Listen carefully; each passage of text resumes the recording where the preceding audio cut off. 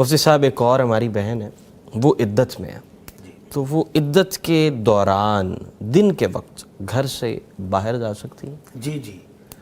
یہ ایک سوال تھا اور ایک سوال ہمارے بھائی نے بھی بھیجا تھا کہ ایک خاتون کا خامد فوت ہو گیا ہے اور اس کی تدفین ان کے اپنے شہر سے دوسرے شہر گاؤں میں جا کر، بالکل، تو وہ ان کی بیوی جو ہے وہ بھی جانا چاہتی ہیں تاکہ اس گاؤں میں جو ان کے رشتہ دار خواتین ہیں وہ تعزیت وغیرہ کرنا چاہتی ہیں، تو کیا وہ اسی دن کے اندر جا سکتی ہیں؟ یا وہ جو جاب ہولڈرز خواتین ہیں ان کا خامد فوت ہو گیا تو کیا وہ دن کے وقت اپنی جاب کرنے جا سکتی ہیں کیا نہیں جا سکتی؟ تو نبی کائنات صلی اللہ علیہ وسلم کی سیرت طیبہ سے ہر طرح کی رہنمائی ملتی ہے۔ حضرت جابر رضی اللہ تعالیٰ عنہ کہتے ہیں کہ ان کی خالو فوت ہو گئی،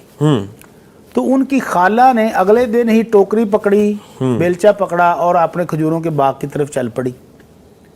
کہ کھجوروں پکی ہوئی تھی، موسم تھا اب ان کو سنبھالنے کا، سال کی فصل ہے، ایک دفعہ کھجور لگتی سال میں، ایک دفعہ تو وہ جا رہی تھی تو ان کے چچا نے ڈانٹا کہ تم ابھی عدت میں ہو تو گھر سے باہر جا رہی، چلو بھاگو واپس چلو۔ تو انہوں نے وہ چادر لپیٹی اور سیدھی اللہ کے نبی صلی اللہ علیہ وسلم کے پاس حاضر ہوئی کہ اللہ کے نبی میری سال کی فصل ہے، ہمارا بچوں کا میرا گزارا کیسے ہونا ہے اور گھر میں کوئی ہے نہیں ہے مرد جو ان ساری چیزوں کو سنبھال سکے، تو کیا میں اپنے کھیتوں میں جا کر اپنی فصل کو سنبھال سکتی ہوں؟ تو آپ نے فرمایا بالکل جاؤ، اپنی فصل کا اہتمام کرو، اس کو سنبھالو، ممکن ہے کہ اس فصل سے اللہ تمہیں صدقہ کرنے کی توفیق بھی دے دے اور اپنے گھر کے ضروریات بھی پوری کرو گی، تو کرو۔ تو اس سے یہ پتہ چلا کہ اگر کوئی خاتون جاب ہولڈر ہے یا کوئی بزنس مین ہے یا کوئی بھی ہے اور اس کا خامد فوت ہو جائے اور وہ دن کے اندر گھر سے باہر اپنی ضرورت کے لیے جانا چاہے، مثال کے طور پر ڈاکٹر کے پاس جانے کی ضرورت پڑ جاتی ہے،